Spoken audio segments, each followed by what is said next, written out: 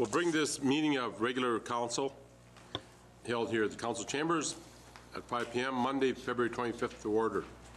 The first order of business, approval of the minutes of the regular council meeting and the strategic planning priorities meeting held February 11th, 2019. Do I have a motion, please? I'll move that, Your Worship. Second? I'll second it, Your Worship. Any discussion? No discussion at this point. All in favor? Carried unanimously. Any additions or deletions?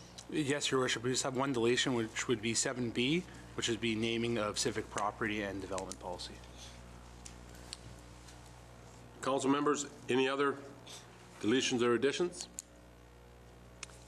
With none, all in favor? No, pardon me, do we have a motion? Do you have a motion? I'll make a motion to delete that 7B, Your Worship. Do you have a second? I'll second that, Your Worship. All in favor? Carried unanimously. There are no public hearings and notices. There are no delegations, proclamations, and petitions. No reports of standing committees, and there's no consent agenda. Just before we continue on here, tonight we have Maya Nepfield, who is with the Youth Council. She is representing the council here tonight.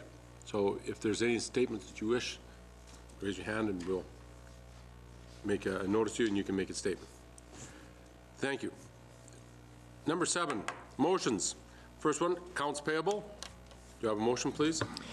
Thank you, Your Worship. I'd like to move that the purchases in the amount of $454,447.29 from February 8th to February 21st, 2019 be passed for payment. Do you have a second? I'll second that motion, Your Worship. Any discussion?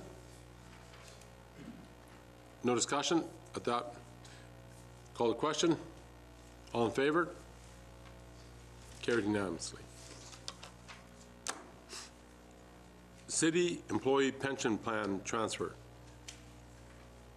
Director of Finance.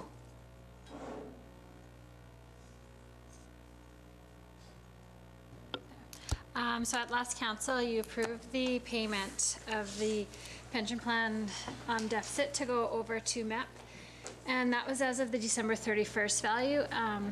MEP has, in our agreement with them, there was an interest portion to date that to the actual transfer because we have to get approval by the regulators, which is FCAA, to make that transfer. So that's been approved by them as of February 19th. And the transfer can take place on March 1st.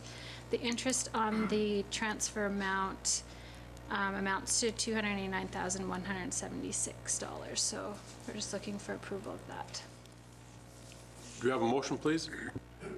I have a motion, Your Worship, at the interest calculation of $283,435, which includes interest calculation back to December 31st, 2018, on the City of Weyburn pension transfer to municipal employees pension plan be approved for payment to Great West Life. Do you have a second? I'll second that, Your Worship. Discussion? Mr. Van Betju? Thank you, Your Worship. Laura, where do they get the rate that they charge us for interest? How does that calculate, or what rate do they use? So they used a rate of 5.75%, and that included the total MEP transfer minus, so on the amount of the total MEP transfer, which was just under 31,000. And then there was also some other amounts taken into account there that had interest of only 3.2%. And then we have excess values that have to be paid out. Our plan assets are sitting at 23 million, so that once that comes off, and our city contribution increased by the interest amount. Right, so yeah, it's 31 million is the transfer amount. Or Right. You said 31,000, but anyways. Sorry, just to correct that for the public. Kick on your mic. The 5 3/4%, where does that number come from? That's just the number that MEP had as a transfer. So is that their amount on discount us. number? Yeah. I think. So that's, so to speak, what they think they could get from the market at that time. I guess I begrudgingly will agree to it just because I think we don't have any choice, but disappointed in Aon and Great West Life, or whoever it is, how they do that, because I think their discount last year was 5 3/4, and I don't think the market did near that much, but we seem to have to pay that set discount, and it's just, I think as a city, I guess, you know, it's just a cost of doing business for us, but it is begrudgingly, I guess I will approve or vote for the motion. I'll agree with you, Mr. Van Bester, that I think that interest rate, considering what other interest rates and mortgage rates are at, that's actually pretty high for what they're doing, and I don't think I see any real GICs pushing out anything great like that. I think it's very begrudging on that one. I'll agree with you. I'll begrudgingly agree to it, and I'm hoping that we're nearing the end of having to pay Aon and Great West Life and all these other people more money, and I hope that they're not going to keep bleeding us till the end of the year with other bills and extra bills. That's my only question there. Mr. Mickle. I just want to add this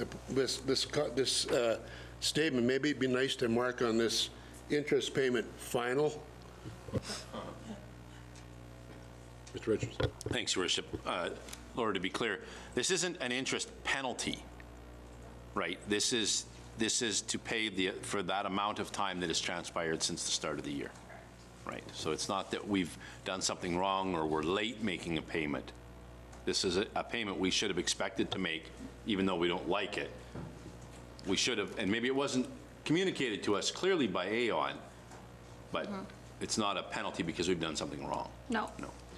And I guess if we could have transferred we could have, because financially we had the funds to transfer the full sum over, but we couldn't transfer them till the regulators approved it. The transfer could take place. Even though they approved it to take place on December 31st, the money to actually go to MAP took 6 weeks and now 2 months, so yeah, it's unfortunate. Thank you. But we'll finally be done with it. I just want to add, I guess, and the number is so large because the total amount of dollars is a large amount, so that the interest ends up being a large amount also. There's no further discussion. Call the question. All in favor? Carried unanimously. Very good. Leisure Service Commission and Facilities Advisory Appointment. Yes, Your Worship. So we have a request from Andrew Crow, Director of Leisure Services, to add Kathy Erickson as a member at large for the Leisure Services Board. So if this is approved by Council, there'll be a full group. Also to have an addition of Ray Jarvis to the board as well. So with those two added, it'll be a full complement for that board. Do you have a motion, please? Thanks, Your Worship. I'd make a motion that Ray Jarvis and Kathy Erickson be hereby appointed to the Leisure Services Commission and Facilities Advisory Committee on behalf of the City of Weyburn for the remainder of 2019. Do I have a second, please? I'll second it, Your Worship. Discussion? Seeing no discussion, call the question. All in favor? Carried unanimously. There's no introduction of bylaws. There's no unfinished business. New business, the FCM Travel Fund. Do you wish to speak to that? Yes, Your Worship. So we received a letter from FCM and SUMA in regards to a travel fund that provides financial support to local government elected officials from Saskatchewan to attend the Federation of Canadian Municipalities Board and Standing Committee meetings. So the travel fund is intended to ensure that smaller communities are represented at FCM and have the financial means to participate.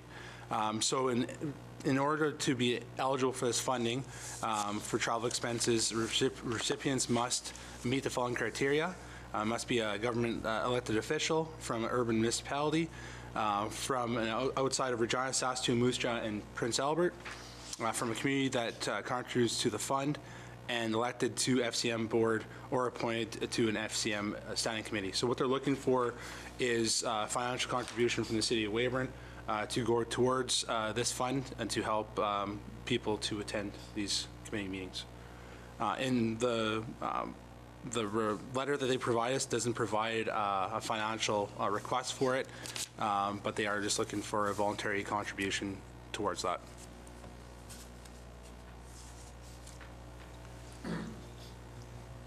Mr. Jessel.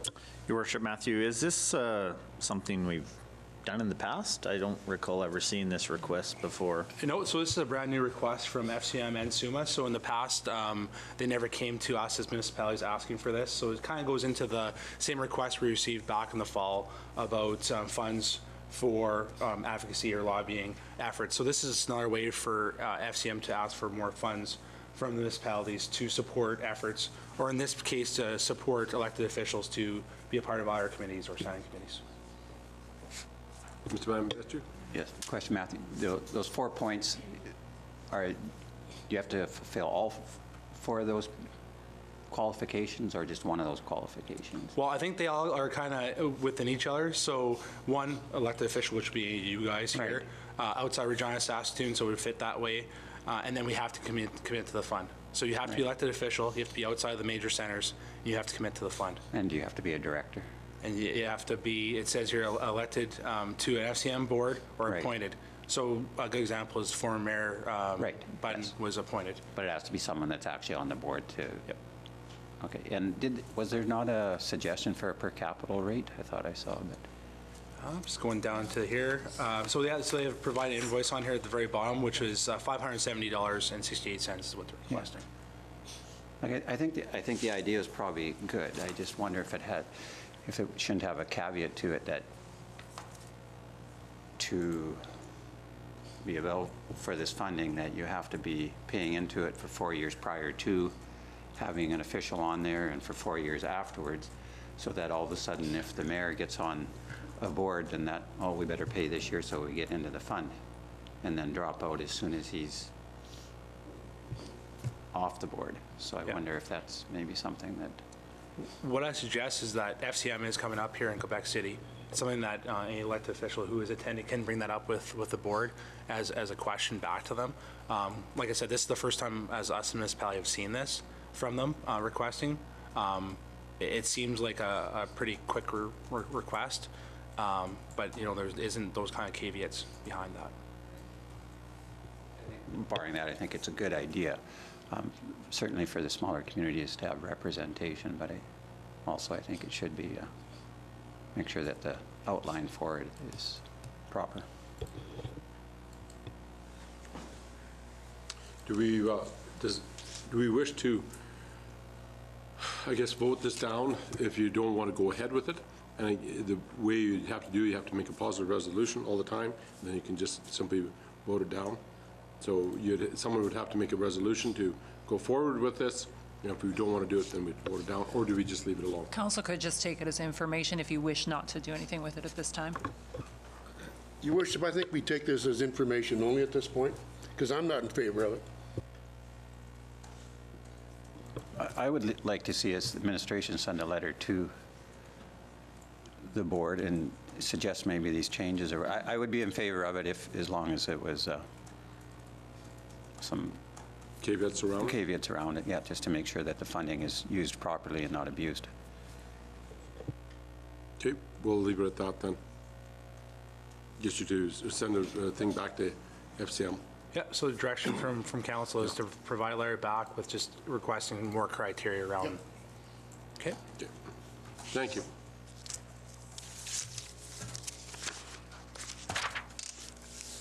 Requests to waive fees, Kenjo Holdings Ltd. Your worship, Kenjo. I would like to excuse myself for pecuniary interest, please.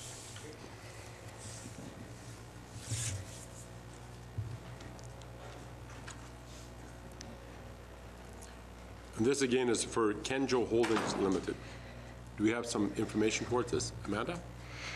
The city has received a formal request from Dan Cugnan of Kenjo Holdings for council to consider waiving the offsite development levy for his proposed residential development. The levy was applied as a condition of the subdivision servicing agreement. Although this development, which includes subdivision, is larger than 1 acre in size, it is also an infill development, meaning that any development site which was previously developed and built on, which is now bare lot due to demolition or removal, or change in use and intensity of the use in any building or land thereafter initial development. As such, off-site development levy, which would be applied to this redevelopment, was as per Clause 6B1, proposals involving redevelopment of a site which is resulting in increased intensity. In reviewing the previous development on this site, there were 16 semi-detached dwelling units, or 32 single units, of approximately 600 square feet and with approximately 4 or 5 plumbing fixtures each, which included 1 washroom, 1 bedroom, small kitchen, and a living room, with a presumed occupant load of 2 people, based on the 1 bedroom. These dwellings were also accessed by a private roadway within the boundaries of the private property and serviced by private infrastructure. Mr. Cugnet's new residential development would include the construction of a city-owned road and street, new sewer and water service connections to each lot, along with 18 new sites for single-family dwelling development. The average new single-family dwelling is anywhere from 1,200 square feet to 2,400 square feet, with approximately 10 plumbing fixtures, having multiple washrooms. Although the parcel of land was previously developed, the proposed new residential development will add an increased demand on city infrastructure. There will be a higher demand on sewer and water based on the number of plumbing fixtures, as well as the new city road and street to be developed and maintained, and the development would likely house more than the 32 smaller units. In doing the calculation for the credit on the existing development, we gave a credit of 16 units at $6,768.19 for a total of $108,291.04. The bylaw does have separate fees set out for single-family dwellings, and as such, the same number was used for the 18 new sites being developed at 18 times $6,768.19 for a total of $121,827.42. With the credit, Mr. Cugnet would have to pay a balance of $13,536.38, which is the difference in the 2 units. Incentives for this development still exist in the form of tax concessions, which Mr. Cugnet was approved and received for his bare land in May of 2018. Other incentives, such as Weyburn Builds, are in place, and the future homes in this specific development would be eligible for this grant. This incentive allows owners to receive 75% reduction in property taxes for 3 years if they meet that criteria. After completing the review and considering the increased impact on municipal services and infrastructure, and calculating the credit for 16 units, and applying the off-site development levy for the 2 additional single-family sites, staff recommends that council does not approve the off-site development waiver of levies.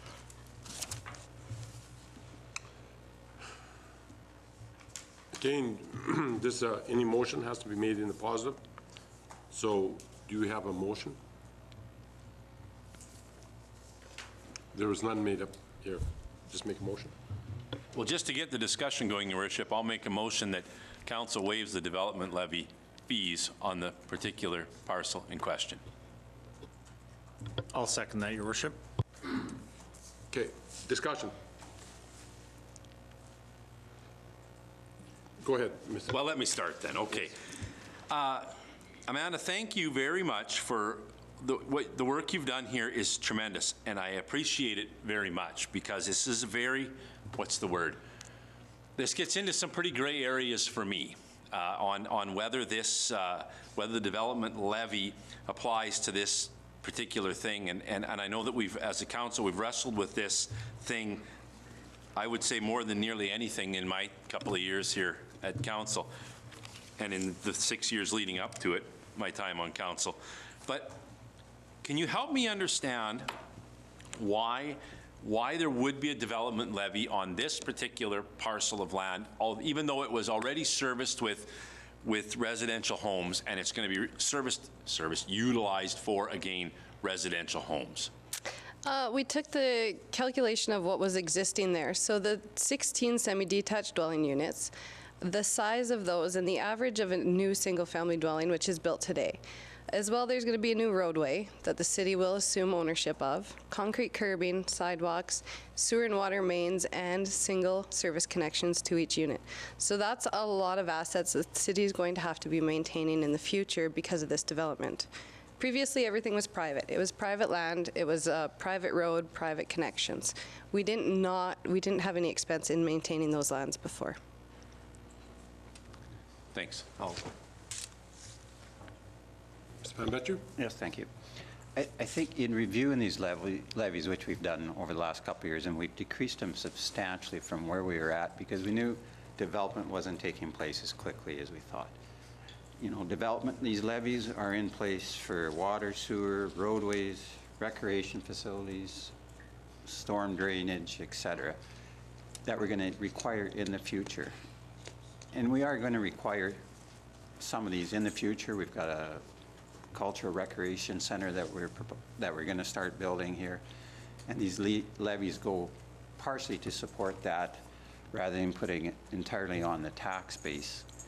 I think they are justified. I think administration has done a great job to bring it down and minimize what we are charging for this.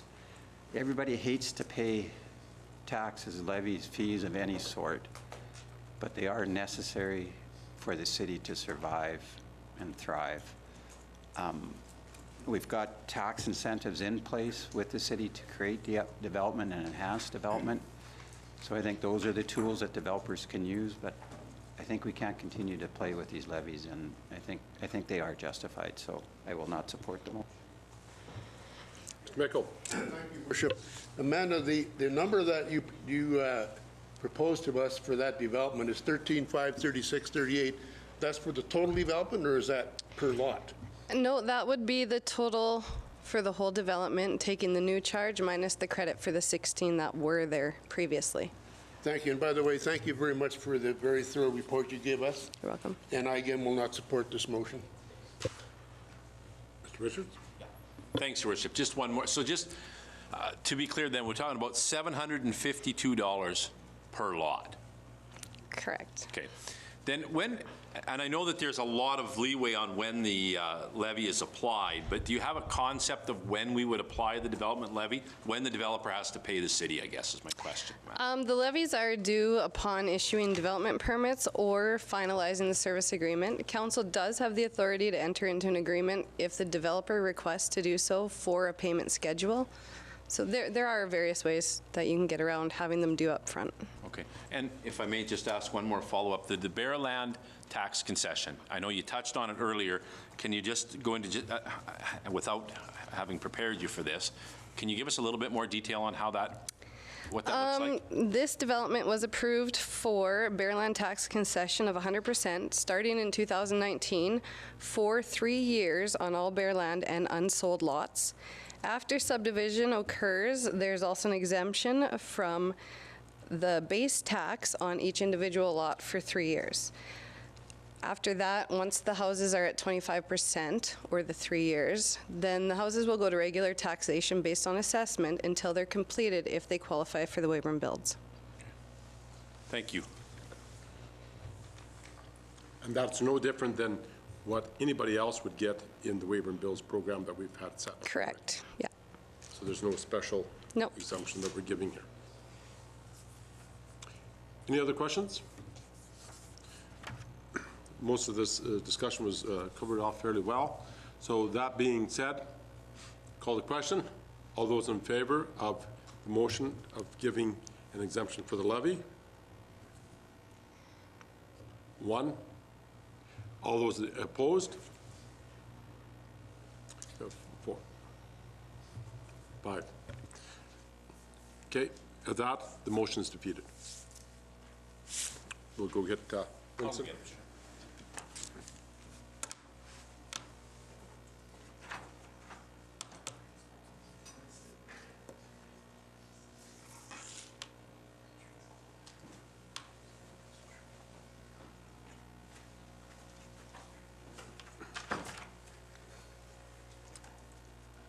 Inquiries and announcements. Mr. Mickle. Your Worship, I'm very pleased tonight to make this announcement. The City of Weyburn Walk of Fame Committee is excited to announce the inductee for 2019, and the lady's name is Trenna Keating. Miss Trenna, did I say it right? I think I did. Miss Keating is a Weyburn-born actress living in Toronto with a vast resume in Canadian television and theater industry. She's highly accomplished University of Regina alumni and a recognizable name within our community. So it is our pleasure to present her as the 2019 Walk of Fame inductee. Now, this presentation will take place in front of the City Hall on Saturday, June 15th at 2 o'clock in conjunction with the annual show and car and shine show. So again, a very good accomplishment for this young lady. And the category is under arts and entertainment, I believe, Danette. And we welcome her, and we want to see a good crowd out there to have her nice little plaque on that wall. And by looking at the plaques when I come in, Your Worship, it'll be on my left-hand side because we have 8 here and 7 there, so it'll probably go on that side. And also, one of the prerequisites, or I should say, one of the things that qualifies a person for that, they have to have both provincial and national. The criteria, Your Worship, is very strict, and it was there for a reason. It has to have international or national exposure, and that was from day one when we started this in 2008. And it was there for a reason to make it strict for people that are on that wall are deserving to be there. We have a lot of good people in our community, but that national and international tweak there separates these people that are on the wall. Very good question. Any other announcements? Inquiries? No inquiries of the city manager? No? Okay. We'll let you off easy. Okay. There's no notice of motions, and so at this point, we'll call for an adjournment of the council meeting. Thank you.